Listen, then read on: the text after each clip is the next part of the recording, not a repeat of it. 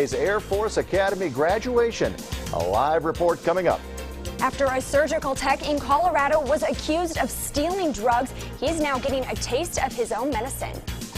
Changing the Colorado Constitution, that could be a difficult task. We're finding out more about Governor Hickenlooper's new plan. I am not tracking many storms here in southern Colorado. Instead, it has been warm and dry today. I will show you how long these warm and dry conditions are expected to last coming up.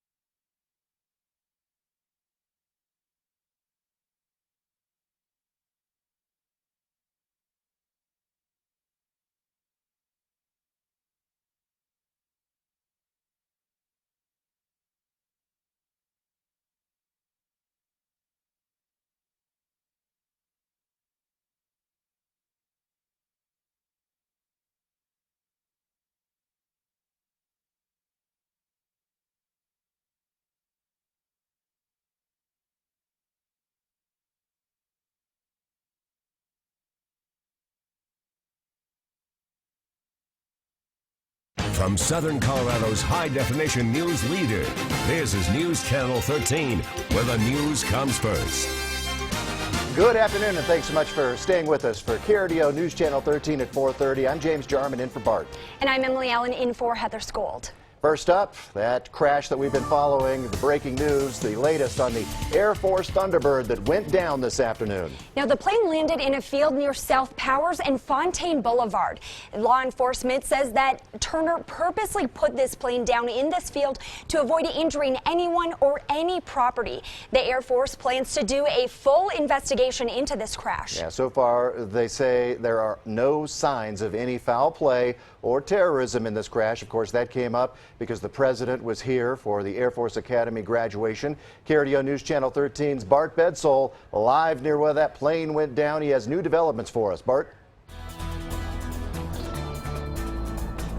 James, a lot of people may actually look at this as a knock against the Thunderbirds. By contrast, this is a credit to the skills that those pilots have. Thunderbird's commander told us a little while ago that this pilot of Thunderbird number 6 recognized he was having engine problems and that the plane was likely going to go down, and so he steered it into a remote area free from any structures or any possible loss of human life. Then he ejected and let the plane come to rest in this field behind me, which is right along Powers, just north of Fontaine. Now, the pilot was checked out at Peterson Air Force Base. He is doing well tonight. He actually met with President Obama briefly at Peterson just before the president boarded Air Force One and departed Colorado Springs after speaking at the Air Force graduation today. This will be a long investigation by the Air Force and likely many other agencies. We are still in the phase right now where they're simply trying to secure the aircraft that, as you can see, is still largely intact in this field behind me.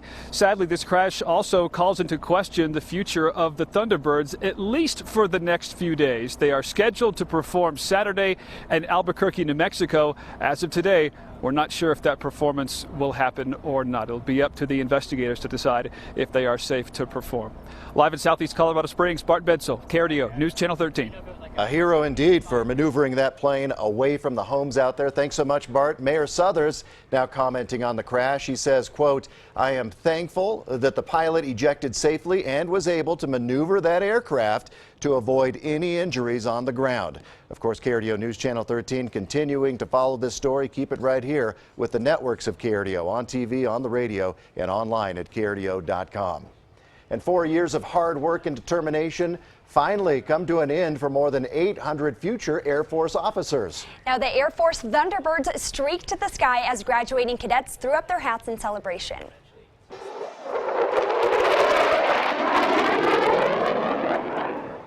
Only 78% of the original class made it through all 4 years, making it the smallest group of graduates in recent years. Yeah, these new officers commissioned as second lieutenants in fields including military intelligence, space command, and cyber intelligence. The Air Force Academy graduation has a lot of sights and sounds to take in. Photojournalist Jessica Hines takes us inside the ceremony. The 44th President of the United States and our Commander-in-Chief, the Honorable Barack Obama.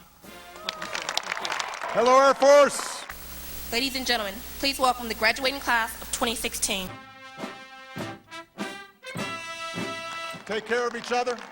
Take care of those under your command. And as long as you keep strong that long blue line, stay true to the values you've learned here: integrity, service before self, excellence.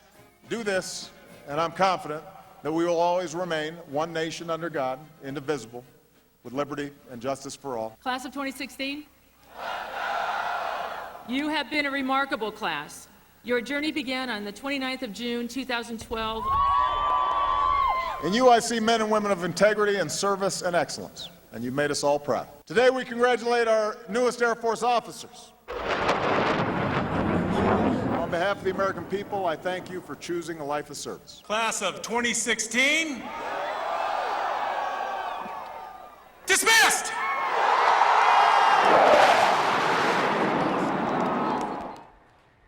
So neat to see. Now, while the Academy graduation and the President's visit did bring a lot of excitement to the Springs area, it also had the unfortunate side effect of tangling up traffic. Now, many drivers found themselves stuck in roadblocks to allow the President's motorcade to travel to and from the Academy. CDOT tried to ease that congestion along I-25 by suspending work on the Cimarron Street and Fillmore Street interchange projects, and people caught in traffic tried to take it in stride. I remember something about him going to speak, but I didn't know it was today. Yeah, so, but that's okay though. Hopefully I can get a look at the motorcade.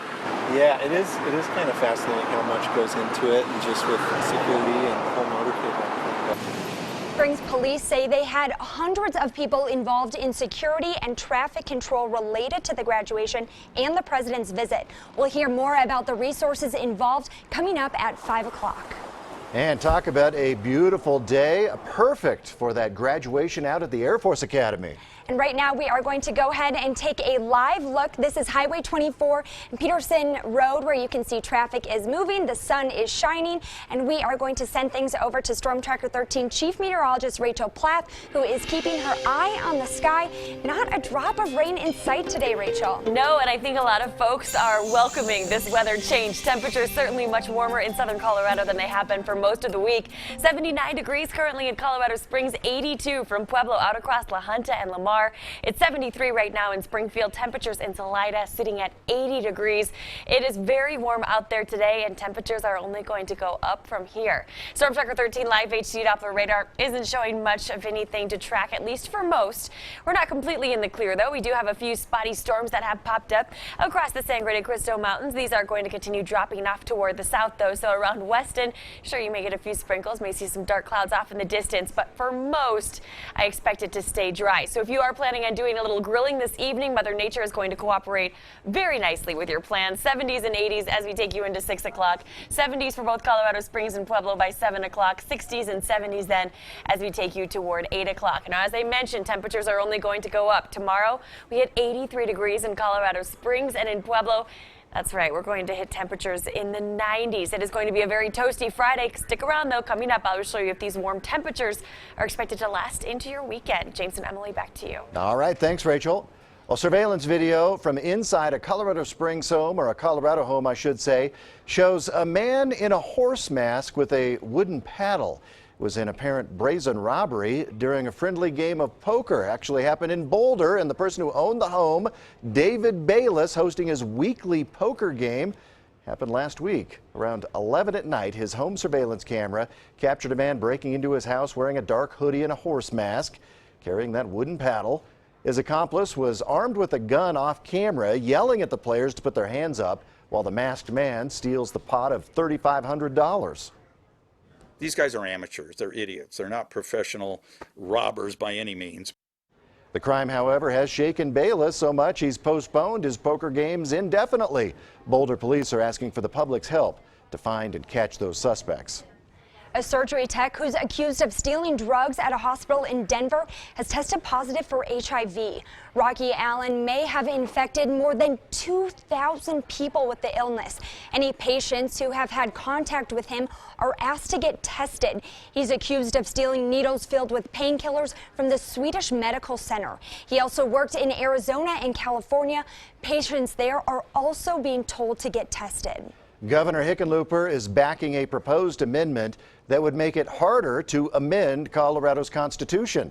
Hickenlooper says the proposed Proposition 96 would ensure the Constitution is never held captive by special interests. Supporters of the proposition say it would encourage Coloradans to seek statutory law changes that can be modified. For the proposed amendment to make the ballot, it would require signatures of at least 2% of voters in each of Colorado's 35 state Senate districts. Now, in the race for the White House, Hillary Clinton gives a national security speech in California. Donald Trump and Bernie Sanders are in the same state trying to get voters ahead of Tuesday's primary. ABC's Stephanie Ramos reports from Washington. Hillary Clinton in a tight primary race in the Golden State. Thank you, San Diego. Now in the same state as Bernie Sanders, giving her first speech since Donald Trump became the presumptive Republican nominee. And no surprise, a large chunk of the speech was about Trump and his stance on foreign policy. Donald Trump's ideas, they're not even really ideas, just a series of bizarre rants, personal feuds, and outright lies. The Democratic frontrunner emphasizing how high the stakes are in this election, listing the reasons why Trump is unqualified to be the next commander-in-chief, criticizing policies that Trump has adopted, ranging from nuclear proliferation to endorsing war crimes, from denouncing NATO to banning Muslims in the U.S. This is not someone who should ever have the nuclear codes. Clinton making the most out of those recently released court documents in Trump's pending fraud case, essentially a playbook revealing aggressive sales tactics used to draw in prospective students to enroll in Trump University's real estate seminars. Trump tweeting today, after the litigation is disposed of and the case won, I have instructed my execs to open Trump U. So much interest in it. There are 3 lawsuits against the former real estate education program. New York Attorney General Eric Schneiderman says it's straight up fraud. In New York, we have laws against business fraud. This never was a university. The fraud started with the name of the organization. And just today, House Speaker Paul Ryan announced he will be voting for Donald Trump in the fall, adding he's confident Trump will help turn the House GOP's agenda into laws. Stephanie Ramos, ABC News, Washington. Stephanie, and here at home, the Pueblo County Courthouse has a golden upgrade to the building. County workers put an extra coat of gold paint on the dome of the courthouse today. Originally, they were up there to fix the leaks on the top of the building, but workers wanted to spruce it up. The county says it's been about 30 years since it received a fresh coat of paint. We talked with the county facilities director, and he says this isn't the only improvement the courthouse will get. We've got projects inside the building. We've got projects throughout this beautiful historic building that we intend to bring back to its glory. This building is a glorious piece of architecture. He hopes grant money along with marijuana tax dollars can help pay for other projects at the county courthouse. And we are not tracking very many storms in southern Colorado. Take a look at your Storm Checker 13 Live HD Doppler radar. The only cells that I am watching are near Fort Garland and Weston. This is just to the south of Pueblo, near Walsenburg, Trinidad, west of I-25. I will show you how long these storms stick around and if you can expect more of them to head our way this weekend. Also ahead, the cause of Prince's death may have been determined. what we now know about his final days. And here's another live look at the Thunderbird crash in Colorado Springs. We have crews on the scene bringing you updates, and we're going to have more on that coming up at KRDO News Channel 13 at 5 and 6.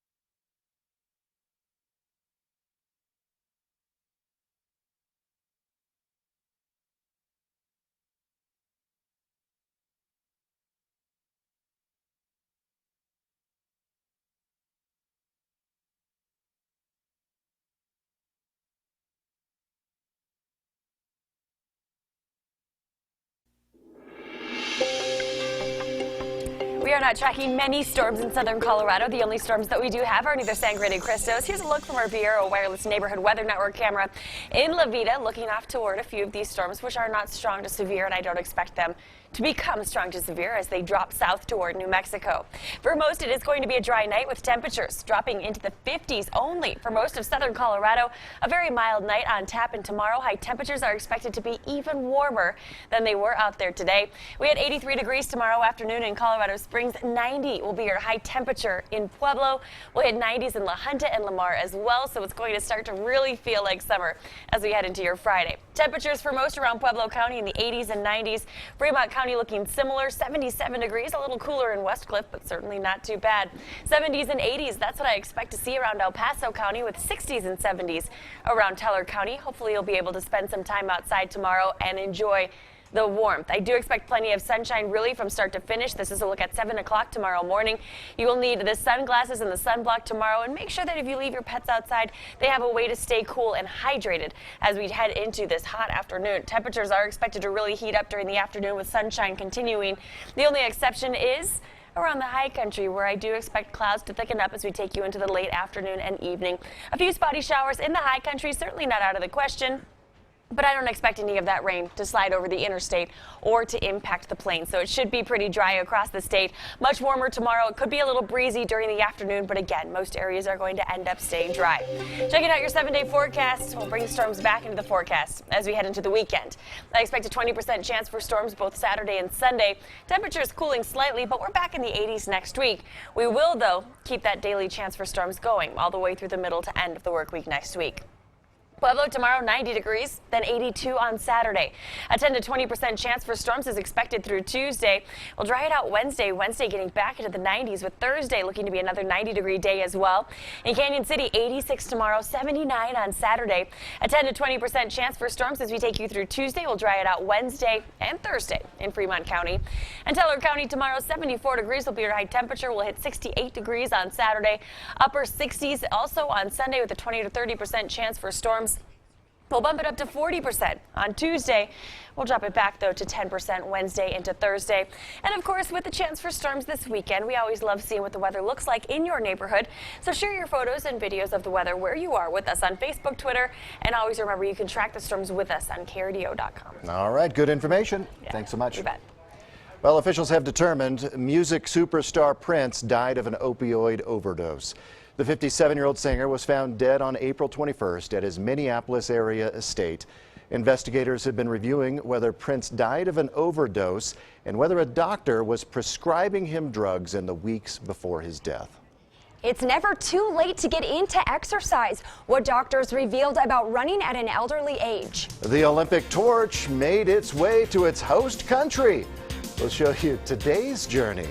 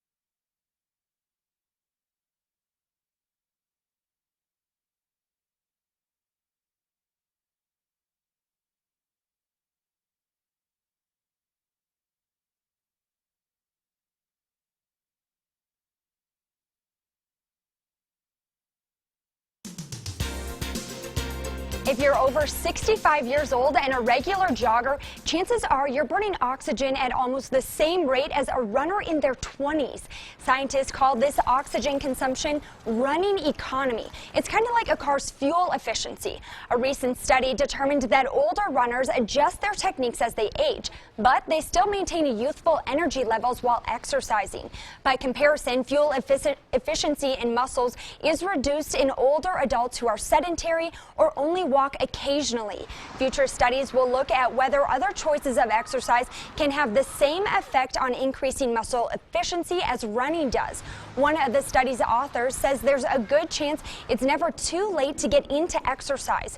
The study was conducted by Humboldt State University and the University of Colorado, and it appears in the Journal of Medicine and Science in Sports and Exercise.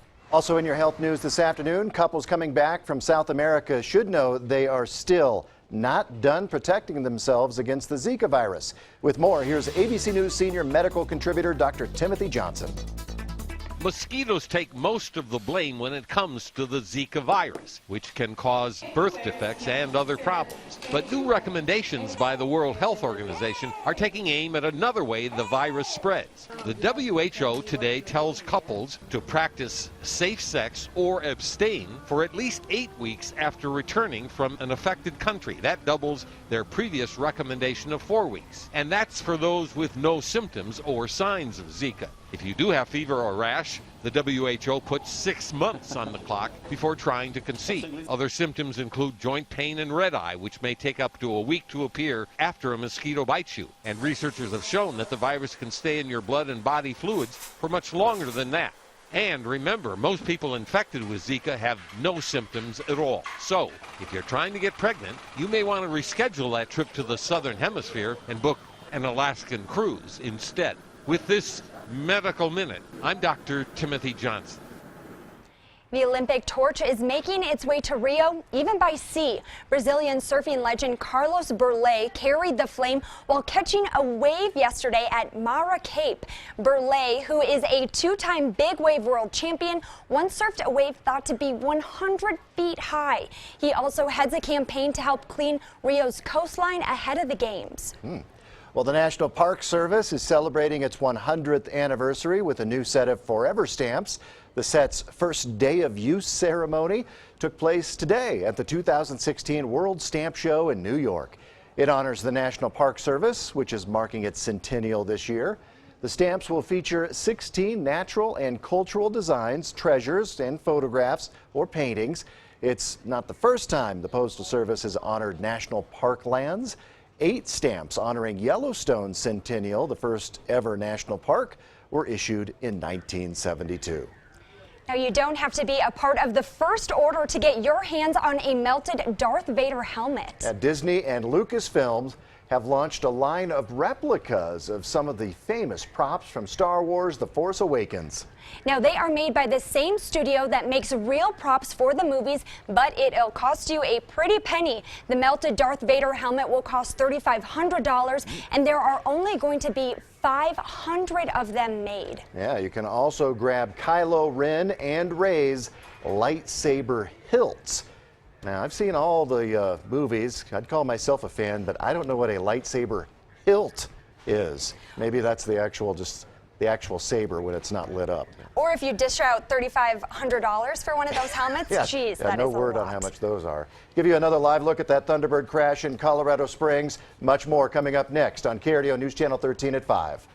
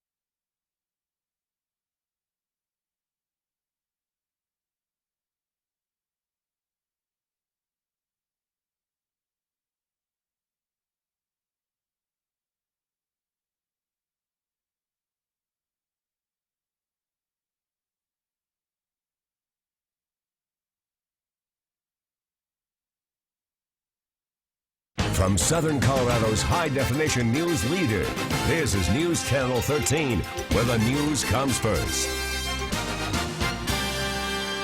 We are tracking breaking news on that Thunderbird crash. The latest developments coming up in a live report. Plus,